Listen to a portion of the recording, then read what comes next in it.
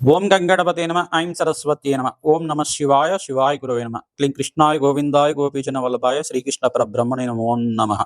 Yeah దేవీ సర్వభూతేషు మాతృరూపేణ సంస్థితాః నమస్తస్యై నమస్తస్యై నమస్తస్యై నమో నమః.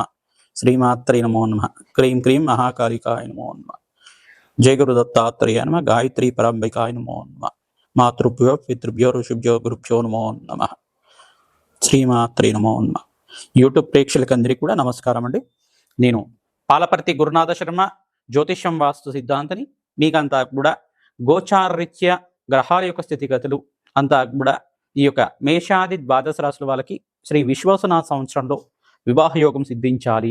ఆ ఏ రాశి వాళ్ళని ఏ రాశి వాళ్ళు వివాహం చేసుకుంటే గనక శీఘ్ర వివాహ యోగం సిద్ధిస్తుంది, అసలు జాతక చక్రం అంతా కూడా వివాహ యోగానికి ఎటువంటి పరిష్కారాలు ఆచరించాలి, ఏ రాశి వాళ్ళని చేసుకోకూడదు అనేది తెలుసుకుంటే కనుక శీఘ్రంగా వివాహ యోగం సిద్ధించడానికి ఆస్కారం ఉంటుంది. అసలు కళ్యాణము అంటే జాతకరీత్యా ప్రధానంగా చూసుకుంటే ఈ యొక్క పూర్వజన్మలో చేసుకున్న పుణ్య ఫలితాన్ని అంతా కూడా ఆనందకరమైన జీవితం అంతా కూడా జీవించడానికి ప్రతి ఒక్క మానవుడంతా కూడా ప్రభావితం చేయడానికి వంశాభివృద్ధికి కారణమవుతుంది. ప్రధానంగా చూసుకుంటే వధూవరుల యొక్క వివాహం అంతా కూడా శీఘ్రంగా జరగడానికి కూడా ఆలస్య వివాహాలకి జరగడానికి కూడా దానికి ఒక కారకత్వాలు అనేది ఉంటాయి అన్నమాట. ప్రధానంగా చూసుకుంటే జన్మజాతకం వశాత్తు లగ్న చక్రం ప్రామాణికమైంది. ఎప్పుడైనా కానీ రాశిని చూసుకున్నా లగ్నాన్ని చూసుకున్నా ప్రధానంగా లగ్నం అనేది లగ్నం అనేది ప్రామాణికంగా చూసుకోవాల్సి ఉంటుంది. రాశిని చూసుకుంటే కనుక రాశిని లగ్నంగా భావించి దాన్ని చూసుకోవాల్సి ఉంటుంది. ప్రధానంగా చూసుకుంటే జన్మజాతకం ప్రకారంగా జన్మలగ్న వశాత్తు సప్తమ స్థానం బాగుండాలి. ప్రధానంగా సప్తమాధిపతి యొక్కరంగా ఉండాలి, మరియు ద్వితీయాధిపతి యొక్కరంగా ఉండాలి. అష్టమ స్థానంలో పాపగ్రహాల యొక్క కలయిక ఉండకూడదు, ఈ యొక్క దుష్టగ్రహాలు అనేది ఉండకూడదు. ప్రధానంగా అంటే పాపగ్రహాలు ఉండకూడదు అక్కడంతా కూడా. ప్రధానంగా షష్టాష్టకాలు అనేది వివాహానికి చేయకూడదు అని చెప్పేసి అంటారు. రాశి నుంచి చూసుకుంటే షష్టమ రాశి పనికిరాదు, అష్టమ రాశి పనికిరాదు.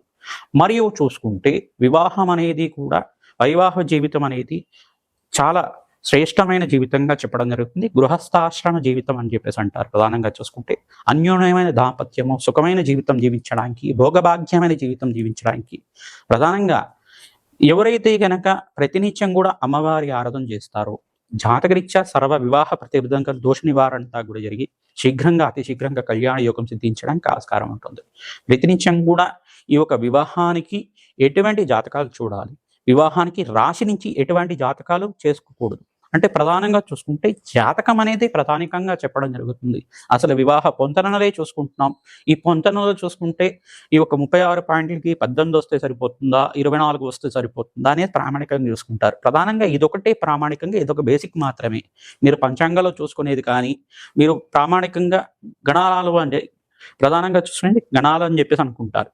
ఈ యొక్క మేలాపకం అంతా కూడా చూసుకుంటే ప్రధానంగా ఈ యొక్క 24 గుణాలంతా కూడా కేంద్రంగా యోగకరంగా ఉండాలి. 21 గుణాలకి కనీసం దానికంతా కూడా 80% అంతా కూడా రావాల్సి ఉంటుంది. అట్లా వివాహ యోగం చేసుకుంటే కనుక ఆ యొక్క అన్యోన్యమైన దాంపత్యం స్థిరంగా ఉంటుంది. అష్టైశ్వర్య భోగభాగ్యాలు స్థిరనివాసంగా ఉంటాయి. మహాలక్ష్మి కటాక్షం కలుగుతుంది. అఖండమైన దీర్ఘ సుమంగళ యోగం సిద్ధిస్తుంది. ఇప్పుడు అంతా కూడా చూసుకుంటే ప్రస్తుత కాలంలో అంతా కూడా జాతక ప్రభావం అనేది చూసుకోకుండా వివాహం చేసుకోవడం వల్ల ఎక్కువగా విడాకులు తీసుకోవడం, డైవర్స్ కేసెస్ ఎక్కువగా అవుతుండడం, ఆలస్య వివాహాలు అవుతుండడం, ఈ యొక్క ద్వితీయార్థంలో అంటే జీవితంలో ద్వితీయార్థంలో అంతా కూడా వివాహ యోగం ఉండడం. ప్రధానంగా 30 దాటిన తర్వాత కానీ 35 దాటిన తర్వాత కానీ 40 దాటిన తర్వాత కూడా వివాహాలు అవుతూ ఉంటాయి కొంతమందికి. ఎందుకు అట్లా జరుగుతున్నాయి అంటే జన్మజాతకంలో కనుక ఈ యొక్క నవమ స్థానంలో పాపగ్రహాలు ఉంటే కనుక ప్రధానంగా చూసుకుంటే కొన్ని నవమ స్థానము, చతుర్థ స్థానము, పంచమ స్థానం అని చెప్పేసి అంటారు. ఈ యొక్క స్థానాలు ప్రధానంగా కూడా పాపగ్రహాలు ఉంటాయి కనుక ఆలస్య వివాహాలు అవడానికి ఆస్కారం ఉంటుంది. ప్రధానంగా చూసుకుంటే పితృశాపం, పితృదోషం కారణమవుతుంది. మరియు ఇక్కడ ప్రధానంగా చూసుకుంటే కొన్ని దోషాలు అనేది ఉంటాయి అన్నమాట. కలత్ర దోషం అని చెప్పేసి, తర్వాత మాంగళ్య దోషం అని చెప్పేసి అంటే ఇక్కడ చూసుకుంటే అష్టమ స్థానాన్ని మాంగళ్య దోషం అంటారు. ప్రధానంగా చూసుకుంటే ప్రధానంగా జన్మజాతకంలో చూసుకుంటే పురుషుడికి అంతా కూడా బృహస్పతి యోగకరంగా ఉండాలి, గురుబలం బాగా ఉండాలి, మరియు శుక్రుడు కలత్ర కారకుడు అవుతాడు. ఈ యొక్క పురుష జాతకంలో చూసుకుంటే శుక్రుడు యొక్కరంగా ఉంటే కలత్రకారకుడు అవుతుంది. శీఘ్రంగా కళ్యాణ యోగం సిద్ధించడానికి ఆస్కారం ఉంటుంది. సప్తమాధిపతి, అష్టమాధిపతి, ద్వితీయాధిపతి, ఈ యొక్క పంచమాధిపతి యొక్కరంగా ఉండాలి. ఈ యొక్క దశ అంతర్దశలోనే వివాహం అవుతుంది. సప్తమాధిపతి ఒక దశలో వివాహ యోగం అవ్వచ్చు. కొంతమందికి పంచమాధిపతి యొక్క దశలో అంతా కూడా వివాహ యోగం అవ్వచ్చు. కొంతమందికి అంతా కూడా చూసుకుంటే లగ్నాధిపతి యొక్క దశలో అంతా కూడా, లగ్నాధిపతి అంతర్దశలో అంతా కూడా వివాహ యోగం అవడానికి ఆస్కారం ఉంటుంది. ప్రధానంగా వివాహ యోగం అనేది, వివాహ జీవితం అనేది అంతా కూడా శ్రేష్టమైన జీవితంగా చెప్పడం జరుగుతుంది. వంశాభివృద్ధికి కారణం అవుతుంది. జీవితం అంతా కూడా సాఫల్యం చేసుకోవడానికి ఆస్కారం ఉంటుంది. ప్రధానంగా చూసుకుంటే యజ్ఞ హోమాది కార్యక్రమాలు చేసుకోవాలంటే కనుక వివాహ యోగం చేసుకున్న వాళ్ళు మాత్రమే, దంపతులు మాత్రమే దీనికి అర్హులుగా ఉంటారన్నమాట. ప్రధానంగా చూసుకుంటే వంశాభివృద్ధికి కారణమైన ఈ యొక్క వివాహ యోగానికి ఏ రాశి వాళ్ళు ఏ రాశి వాళ్ళని చేసుకోకూడదు అనేది మాత్రమే ఇప్పుడు చెప్పడం జరుగుతుంది, విశ్లేషణ చేయడం జరుగుతుంది. మేషాది ద్వాదశ రాశుల వాళ్ళు ప్రధానంగా ఈ యొక్క మేషరాశి వాళ్ళని చూసుకుంటే ఈ రాశి వాళ్ళని చేసుకోకూడదు అని తెలిసిందనుకోండి. ప్రధానంగా మీకు అంతా కూడా ఎటువంటి జాతకాలు చూసుకోవాలి, దీని ప్రామాణికం అంతా కూడా ఏ రకంగా చూసుకోవాలి అనేది విశ్లేషణ చేసుకుంటే కనుక, జన్మ జాతకాన్ని పొంతలను చూసుకుంటే, కంపారిబిలిటీ చూసుకుంటే కనుక అందరికీ కూడా తెలుస్తుంది. ప్రధానంగా చూసుకుంటే మీ యొక్క జన్మ జాతకాన్ని అంతా కూడా ఈ యొక్క జత చేసి అంతా కూడా చూసుకోవాల్సి ఉంటుంది. వధువరుల జాతకం అంతా కూడా చూసుకొని విశ్లేషణ చేసుకొని ఇద్దరు జాతకాలంతా కూడా చూసిన తర్వాత మాత్రమే వివాహానికి యోగకరంగా ఉంటుంది. ఈ యొక్క ప్రధానంగా మీరంతా కూడా చూసుకొని జాతకాన్ని చూపించుకున్న తర్వాత వివాహానికి అంతా కూడా మీరు చేసుకుంటే గనక ఆ యొక్క దాంపత్యం అంతా కూడా సుఖవంతంగా అష్టైశ్వర్య యోగంతో శీఘ్రంగా సంతాన యోగం సిద్ధించడానికి, అన్యూనమైన దాంపత్యం జీవించడానికి, స్థిరకాలం అంతా కూడా ఆ దాంపత్యం స్థిరంగా ఉండడానికి ఆస్కారం ఉంటుంది. ప్రతినిత్యం కూడా మంగళగౌరి దేవి ఆరాధన చేసుకోవడం, సువాసిని అక్షయ విధానం చేసుకోవడం, శివపార్వతుల కళ్యాణం ఆచరించడం, సుబ్రహ్మణ్య స్వామి కళ్యాణం ఆచరించడం వల్ల అతి శీఘ్రంగా కళ్యాణ యోగం సిద్ధించడానికి ఆస్కారం ఉంటుంది. మీ జాతకంలో వివాహ యోగం ఎప్పుడవుతుంది, ఏ రకంగా శాంతి పూజలు ఆచరిస్తే కనుక వివాహ యోగం సిద్ధిస్తుంది అనేది మమ్మల్ని సంప్రదిస్తే కనుక మీకు అంతా కూడా విశ్లేషణ చేసి దానికంతా కూడా పరిష్కారం చెప్పడం జరుగుతుంది. శీఘ్రంగా వివాహ యోగం సిద్ధించాలి అని చెప్పేసి అంటే కనుక ప్రతినిత్యం కూడా అమ్మవారికి పసుపు కొమ్ములతో మీరంతా కూడా మాలని వేసుకోవడం అష్టైశ్వర్య యోగం సిద్ధించడానికి ఆస్కారం ఉంటుంది. పసుకొమ్మల మాలంతా కూడా అమ్మవారి మెడలో హారంగా చేసి మీరంతా కూడా ఈ యొక్క అలంకరణ చేస్తూ ఉంటే కనుక ప్రతినిత్యం మంగళవారం, గురువారం, శుక్రవారం రోజున ఈ యొక్క పసుకొమ్మల మాలనంతా కూడా హారంలాగా చేసి వేస్తూ ఉంటే కనుక అతి శీఘ్రంగా కళ్యాణ యోగం సిద్ధించడానికి ఆస్కారం ఉంటుంది. ఆడిచిన పసుపుని కానీ, ఆడిచిన కుంకుమ కానీ దేవాలయ ప్రాంగణంలో దానంగా ఇస్తూ ఉండాలి. మంగళవారం రోజున కానీ, శుక్రవారం రోజున కానీ, గురువారం రోజున కానీ, ఆదివారం రోజున కానీ ఈ యొక్క పసుపు కుంకుమ అంతా కూడా దానంగా ఇస్తూ ఉండాలి దేవాలయ ప్రాంగణంలో. తద్వారా శీఘ్రంగా కళ్యాణ యోగం సిద్ధించడానికి ఆస్కారం ఉంటుంది. మేషాది ద్వాదశ రాశుల వాళ్ళు వివాహ యోగానికి ఏ రాశుల వాళ్ళని చేసుకోకూడదు అంతా కూడా ఇప్పుడు విశ్లేషణ చేయడం జరుగుతుంది, అంతా కూడా తెలుసుకుందాం. మీనరాశి జాతకులకి ఏ రాశి వాళ్ళు అనుకూలత కాదో తెలుసుకుంటున్నాం. అంటే వివాహ యోగానికి ఏ రాశి వాళ్ళు అనుకూలత కాదో తెలుసుకోవడం జరుగుతుంది. ప్రధానంగా మీనరాశి జాతకులు చూసుకుంటే స్వరాశి అయిన మీనరాశి జాతకులంతా కూడా అనుకూలత కాదు. కొన్ని ప్రత్యేకమైన స్థానాల్లో మనకు మాత్రమే నక్షత్ర పాదభేదాలతోటి వివాహం చేసుకోవచ్చు అని చెప్తూ ఉంటారు. కానీ ఎక్కువ శాతం అంతా కూడా స్వరాశి అంతా పనికిరాదు. ఎందుకు పనికిరాదు అని చెప్పేసి అంటే మహర్దశ అంతా కూడా చూసుకుంటే ఒకటే మహర్దశ జరగచ్చు, కానీ అంతర్దశలో కూడా కొన్ని పాపగ్రహాల యొక్క కలయిక ఉండొచ్చు, పరస్పరంగా వైరం ఉండొచ్చు, ఎటువంటి ప్రతిబంధకాలు ఉండొచ్చు, మనస్పర్ధలు రావచ్చు, గొడవలు కావచ్చు. కానీ ఇక్కడ చూసుకుంటే అన్యోన్యత లోపించడం కానీ, ఈ యొక్క దాంపత్యంలో విభేదాలు రావడం కానీ, ఎటువంటి సఖ్యత లేకపోవడం కానీ, మనశ్శాంతి లేకపోవడం కానీ, ఆర్థిక సమస్యలు మెండుగా ఉండడం కానీ జరుగుతూ ఉంటుంది. వ్యాపారంలో లాభ నష్టాలు రావడం కానీ, ప్రధానంగా చూసుకుంటే విదేశంలో స్థిరత్వం కోసం భర్త వెళ్ళడం, ఈ యొక్క భారతదేశంలో ఈ యొక్క భార్య ఉండడం, పిల్లలు ఒక చోట భర్త ఒక చోట బతుకుతూ ఉండడం, ఇటువంటివి జరుగుతూ ఉంటాయి. అందుకని చెప్పేసి మీనరాశి జాతకులని అంతా కూడా వివాహానికి అనుకూలత కాదు. ఎందుకంటే ఏలినాటి శని ప్రభావం కూడా వీళ్ళకి ప్రారంభమైంది. ఏలినాటి శని ప్రభావం అంతా కూడా ఉంది కాబట్టి గోచారిత్య అంత అనుకూలత కాదు. మరియు ద్వితీయ వ్యయ స్థానాలు అంతా కూడా అనుకూలత కాదు అని చెప్పేసి అంటారు. ద్వితీయ ద్వాదశ రాశులు అంతా కూడా యోగం అంటారు. ద్వితీయ ద్వాదశ యోగం అంతా కూడా అంత యోగకరం కాదు అని చెప్పేసి అంటారు. ప్రధానంగా చూసుకుంటే ద్వితీయ రాశి అంతా కూడా మీనరాశి నుంచి చూసుకుంటే మేషరాశి అవుతుంది. ఇది అనుకూలత కాదు. గ్రహమైత్రి ఉన్నప్పటికీ కూడా నక్షత్ర బంధనాలు కుదరకపోవచ్చు. మరియు ఇక్కడ చూసుకుంటే మిత్రత్వం కుదరదు, సఖ్యత కుదరదు. అందుకని చెప్పేసి ఇక్కడ మేషరాశి జాతకులు కూడా ఏలినాటి శని ప్రభావం ఉంది, మీనరాశి జాతకులు కూడా ఏలినాటి శని ప్రభావం ఉంది. అంత అనుకూలత ఉండదు. మళ్ళా వ్యయ స్థానం అంతా కూడా అనుకూలత కాదు. కుంభరాశి జాతకులు కూడా మీనరాశి జాతకులకి అంత అనుకూలత కాదు అని చెప్పేసి చెప్పడం జరుగుతుంది.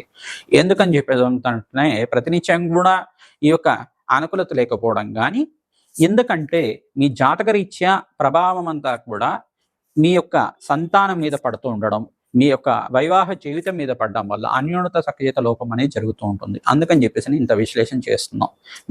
మీనరాశి జాతకులు, కుంభరాశి జాతకులకి వ్యయ స్థానం అవుతుంది, 12వ రాశి అవుతుంది. అందుకని చెప్పేసి అనుకూలత కాదు. ప్రతినిత్యం కూడా మనస్పర్ధలు రావడం కానీ, అన్యోన్యత లోపించడం కానీ, మీనరాశి జాతకుల యొక్క స్వభావం ఏ రకంగా ఉంటుంది, సాత్వికంగా ఉండడానికి ప్రయత్నం చేస్తుంటారు, ముండితనం ఎక్కువగా ఉంటుంది, మాట పట్టింపు ఎక్కువగా ఉంటుంది, మనస్పర్ధలు రావడానికి ఆస్కారంగా ఉంటుంది. ఇక్కడ కుంభరాశి జాతకంలో ఒక ప్రభావం కూడా ఆ రకంగా ఉంటుంది. సాత్వికంగా ఉండడానికి ప్రయత్నం చేస్తుంటారు, దైవచింతనలో ఉంటారు, అధార్మికమైన దాన ధర్మాలు చేసుకోవడానికి ప్రయత్నం చేస్తుంటారు. ఇటువంటి స్వభావం అంతా కూడా, గుణాలంతా కూడా కుదరవు. కాబట్టి కుంభరాశి జాతకులు, మీనరాశి జాతకులకి అంత యొక్కరం కాదు. మరియు చూసుకుంటే సమసప్తకాలు అంతా కూడా చూసుకుంటే సమసప్తకాలైన కన్యారాశి జాతకులు కూడా అంత యొక్కరం కాదు. ఈ యొక్క మీనరాశి జాతకులకి కన్యారాశి అంతా కూడా గ్రహమైత్రి కుదరదు. సప్తమ రాశి అయిన కన్యారాశి అంతా కూడా అనుకూలత కాదు. మరియు చూసుకుంటే అష్టమ స్థానం అంతా కూడా మిత్రత్వం లేకపోయినా ఇక్కడ తులరాశి జాతకులంతా కూడా అంత అనుకూలత కాదు. ఎందుకంటే తులారాశి అధిపతి శుక్రుడు అవుతాడు, మీనరాశి అధిపతి అంతా కూడా బృహస్పతి అవుతాడు. షష్టాష్టకాలు పనిచేయవు కాబట్టి అష్టమ స్థానం అంతా కూడా అనుకూలత కాదు. మీనరాశి జాతకులకి తృతీయ రాశి అయిన వృషభ రాశి కూడా అంత అనుకూలత ఉండదు. పాపస్థానం అని చెప్పేసి అంటారు. తృతీయ స్థానం అంతా కూడా పాపస్థానం అంటారు. అంత అనుకూలత ఉండదు కాబట్టి వృషభ రాశి జాతకులు అంత అనుకూలత ఉండదు. గ్రహమైత్రి కుదరదు కాబట్టి అంత అనుకూలత ఉండదు అని చెప్పడం జరుగుతుంది. మరియు ఇక్కడ చూసుకుంటే షష్టమ స్థానం అంతా కూడా అనుకూలత కాదు. మీనరాశి జాతకుల నుంచి షష్టమ స్థానం అంతా కూడా సింహరాశి అవుతుంది. షష్టమ స్థానం కూడా అనుకూలత కాదు అని చెప్పడం జరుగుతుంది. మీనరాశి జాతకులకి వివాహ యోగం ఎప్పుడు అవుతుందంటే అక్టోబర్ 18, 19 తర్వాత బృహస్పతి అంతా కూడా కర్కాటక రాశిలో ప్రవేశించేయడం, బృహస్పతి అంతా కూడా గురుబలం సిద్ధించడానికి ఆస్కారం ఉంటుంది. 45 రోజుల దాకా, డిసెంబర్ 6వ తారీఖు దాకా ఈ యొక్క కర్కాటక రాశిలో అతిచారంలో సంచారం చేస్తారు. మరియు తర్వాత తిరోగమనంలో యథాస్థానంలో ఉండే మిథున రాశికి అంతా కూడా సంచారం చేయడం, ముందుకు వెళ్తూ ఉండడం, వెనక్కి రావడం జరుగుతూ ఉంటుంది. అతిచారంలో సంచారం చేయడం జరుగుతుంది. తద్వారా మీకు అంతా కూడా వివాహ యోగం సిద్ధించడానికి ఆస్కారం ఉంటుంది. తద్వారా గురుబలం కుదరాలి, శుక్రుడి యొక్కరంగా ఉండాలి, జాతకరీత్యా సప్తమాధిపతి యొక్కరంగా ఉండాలి, పంచమ స్థానంలో పాపగ్రహాలు గోచారీత్యా ఉండకూడదు. ఇటువంటి గ్రహస్థితి అంతా కూడా లోతైన విశ్లేషణ చేసుకోవాల్సి ఉంటుంది. మీకు దీర్ఘ సుమంగళి యోగం సిద్ధించాలి, అతి శీఘ్రంగా కళ్యాణ యోగం కలగాలి అంటే స్త్రీలంతా కూడా సువాసిని దేవి పూజా విధానం చేసుకోవాలి. మంగళగౌరి నోములు కానీ, కాత్యాయని నోములు కానీ తరచుగా చేసుకోవడం, సువాసిని అర్చన విధానం ప్రతినిత్యం కూడా చేసుకోవడం, మంగళవారం, గురువారం, శుక్రవారం, ఆదివారం రోజుల్లో అంతా కూడా ఆచరించడం అతి శీఘ్రంగా కళ్యాణ యోగం సిద్ధించడానికి ఆస్కారం ఉంటుంది. శివపార్వతుల కళ్యాణం తరచుగా చేసుకుంటూ ఉండాలి. ఈ యొక్క రుక్మిణి కళ్యాణం అంతా కూడా తరచుగా చేసుకోవడం, సీతారాముల కళ్యాణం చేసుకోవడం, సుబ్రహ్మణ్య శాంతి హోమాది కార్యక్రమాలు, సుబ్రహ్మణ్య మూలమంత్ర జపం అంతా కూడా ఆచరించడం, సుబ్రహ్మణ్య కళ్యాణం ఆచరించడం, లక్ష్మీ నరసింహస్వామి కళ్యాణం ఆచరించడం వల్ల అతి శీఘ్రంగా కళ్యాణ యోగం సిద్ధిస్తుంది. పశువ కొమ్ముల మాల అంతా కూడా అమ్మవారి మెడలో హారంగా వేస్తూ ఉండడం వల్ల అతి శీఘ్రంగా కళ్యాణ యోగం సిద్ధించడానికి ఆస్కారం ఉంటుంది. ఓం శరవణ బాబాయ నమః నామాన్ని ప్రతినిత్యం కూడా జపాన్ని ఆచరించాలి. మేము చేసే దత్తాత్రేయ శాంతి హోమాది కార్యక్రమాలు, మేధా దక్షిణామూర్తి శాంతి హోమాది కార్యక్రమాల్లో పాల్గొనండి. మేధా దక్షిణామూర్తి శాంతి హోమాది కార్యక్రమాలు పాల్గొనడం వల్ల గురు కటాక్షం లభిస్తుంది. అతి శీఘ్రంగా కళ్యాణ యోగం సిద్ధిస్తుంది. బగలాముఖి శాంతి హోమాది కార్యక్రమాలు, ప్రత్యంగరాదేవి శాంతి హోమాది కార్యక్రమాలు, బగలాముఖి శాంతి హోమాది కార్యక్రమాల్లో గురుబలం కలుగుతుంది. అతి శీఘ్రంగా కళ్యాణ యోగం సిద్ధిస్తుంది. ఎటువంటి మనస్పర్ధలు కానీ, చికాకులు కానీ ఉన్నా కానీ తిరిగిపోతాయి. ఆనందమైన జీవితం జీవించడానికి, అన్యోన్యమైన దాంపత్యం కలగడానికి ఆస్కారం ఉంటుంది. శ్రీమాత్రే నమః.